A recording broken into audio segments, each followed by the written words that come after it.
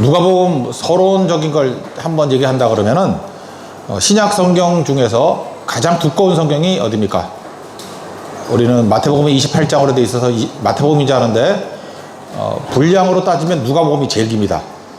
그래서 좀 시간이 넉넉하다, 뭐 한 권만 읽겠다 그러면 누가복음을 읽으세요. 제일 길어요. 24장이지만 분량은 제일 많아요.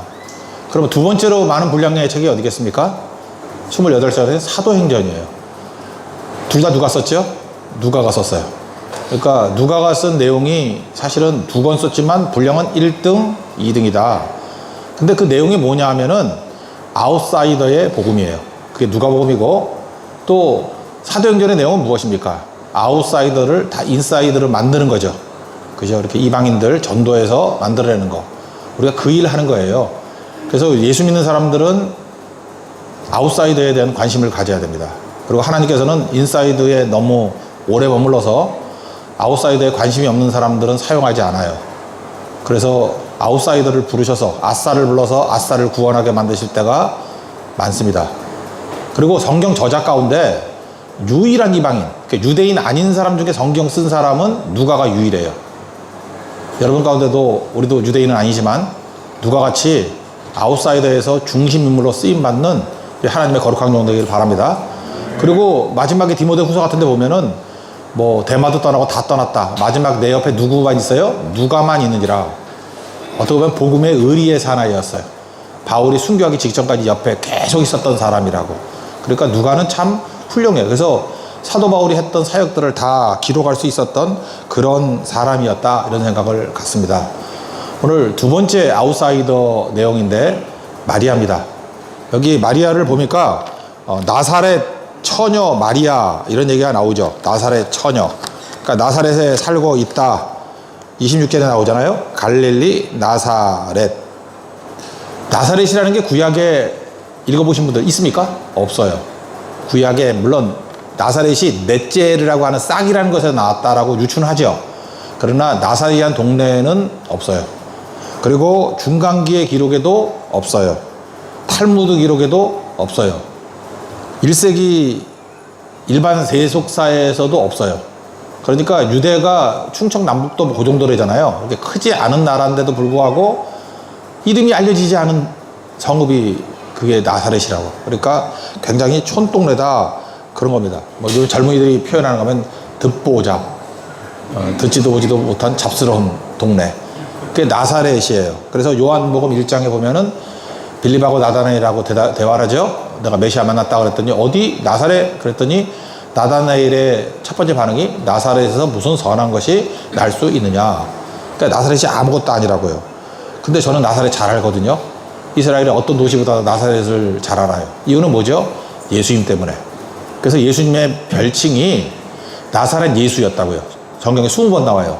나사렛 예수. 대표적인 게 사도행전 3장 6절 은각은 내게 없지만 일어나라 그럴 때 나사렛 예수 그리스도의 이름으로 일어나 걸으라. 이게 20번쯤 나와요. 나사렛. 그러니까 나사렛 예수라는 건 뭐냐 하면은 빈약한 동네에 너희들이 기대하지 못했던 비천한 아웃사이더인 예수님, 그런 뜻이에요. 나사렛 예수가. 그런데 하나님의 능력이 임하니까 엄청난 능력을 행했죠. 우리도 마찬가지예요. 잠깐만 이름 앞에 너무 이렇게 보란 듯 뭐 자랑스러운 이런 거보다도 우리는 낮은 자의 예수님을 믿어야 돼요. 그게 나사렛이라고. 근데 나사렛에 예수님 어머니 마리아가 살고 있었다라는 것입니다. 그래서 여기 보니까 27절에 나오잖아요. 다윗의 자손 요셉이라 하는 사람과 약혼한 처녀에게 이르니 그 처녀의 이름은 마리아라. 마리아라는 이름 뜻도 또 낮은 것 같아요. 이게 나사렛도 촌동네인데 이름도 벌써 약간 빈티가 나는 거죠. 우린 출애굽기를 공부해서 알지만 홍해를 건너고 난 다음에 첫 번째 시험이 마실 물이 없었죠. 쓴 물, 마라, 단물 됐죠. 그 마라하고 뜻이 똑같아요. 마리아가. 그 똑같잖아요. 마라. 쓰다예요. 쓰다 비천하다. 그러니까 뭐 우리 같으면 뭐 향단이 뭐 이런 느낌. 향단이가 뭐 정승 부인일 리는 없잖아. 사모리는 약간 좀 술집 여자 같은 느낌이 들고 향단이 정도. 좀 약간 낮아 보이죠. 마리아가 그런 의미였어요. 그러니까 마라의 형태예요. 그래서 원어 성경을 보면요, 이게 뿌리가 되는 게 모세 누이도 미리암이죠. 똑같아요. 그 쓰다예요. 미리암도 쓰다. 그래서 원문, 헬라어 원문 성경에 보면 마리아로 안 돼 있고 마리암으로 돼 있어요. 미리암, 마리암. 똑같아요. 미리암, 마리암, 마리아, 메리. 다 쓰다예요. 쓰다. 그러니까 하나님께서 이 쓴 여인, 자기 인생이 얼마나 험난하면 그렇게 이름을 지었겠습니까? 낮은 거죠. 앞부분에 사가랴가 우리가 아웃사이더라 그랬잖아요. 그죠? 아이도 못 갖고 늙고 뭐 그렇다고. 근데 아웃사이더 중에 아웃사이더, 낮은 자 중에 낮은 자가 마리아예요. 더 낮아요. 그죠? 그런 마리아. 그러면 마리아가 이렇게 예수님의 어머니가 되고 능력이 임했던 이유가 뭐냐? 두 가지거든요. 첫째는 은혜. 그래서 읽어만 드릴게요. 28절 보니까 은혜를 받은 자 이렇게 돼 있어요. 은혜를 받은 자. 영어로 하면 favored woman. 그죠? 은혜를 받은 여자. favored woman. 우리도 마찬가지예요. 아무리 마라같이 쓴고 비천하다 할지라도 은혜 받으면 다 귀중해지거든요.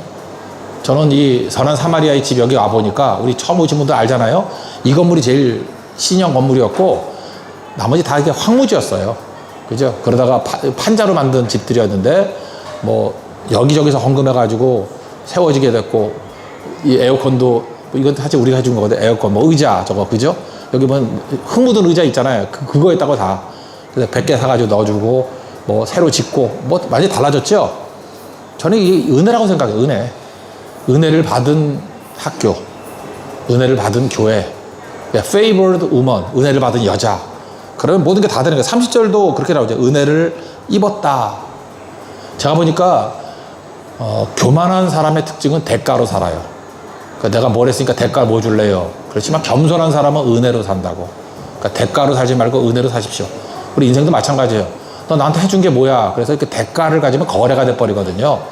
항상 기준이 은혜가 돼. 은혜가 사랑해 그게. 그래서 이번 선교에도 은혜가 넘치라고 준비위원장도 이 은혜잖아요. 그죠? 은혜라고 은혜를 뭐 놓칠 수가 없는 것 같아. 이것저것.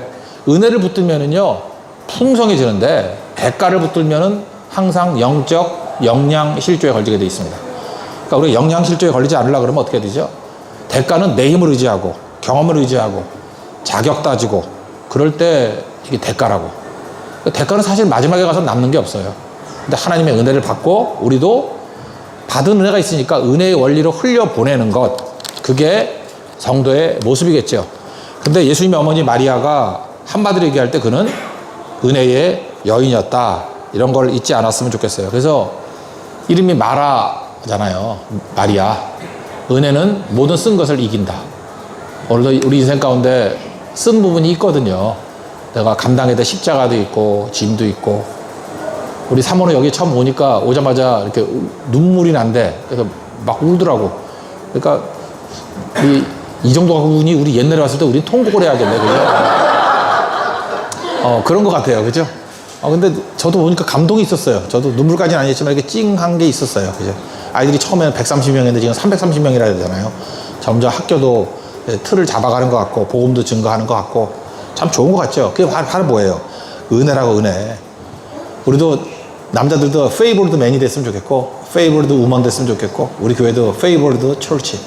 그죠? 은혜 받은 교회. 그 최고의 모습이 될 수 있다라는 것입니다. 또 한 가지 포인트. 사가랴하고 마리아를 볼 때 사가랴한테 똑같이 수태고지죠. 아들 낳을 거다. 그럴 때 사가랴는 안 믿었죠. 안 믿으니까 말을 못하게 되잖아요. 근데 마리아는요 믿었어요. 근데 이 마리아가 믿기 더 힘든 거죠. 왜? 처녀의 몸에 아이를 가졌다 그러면은 우리 이스라엘은 가늠하다 잡힌 여자 돌로 쳐 죽이잖아요. 그러니까 죽을 수 있는 위기라고요. 그런데도 불구하고 받아들이잖아요. 그죠? 하나님 말씀대로 이루어질지어다. 그러고 우리도 그래야 돼요. 마리아도 그렇고 다 우리가 할 일이 뭐냐면 믿음이라는 거는 하나님께서 우리에게 말씀해 주시는 거라고, 보여주시는 거라고. 그럴 때 믿습니다 하고 아멘 해야 된다고. 그죠? 뭐 잠깐만 계산해 가지고 이것저것 하려고 그러지 말고.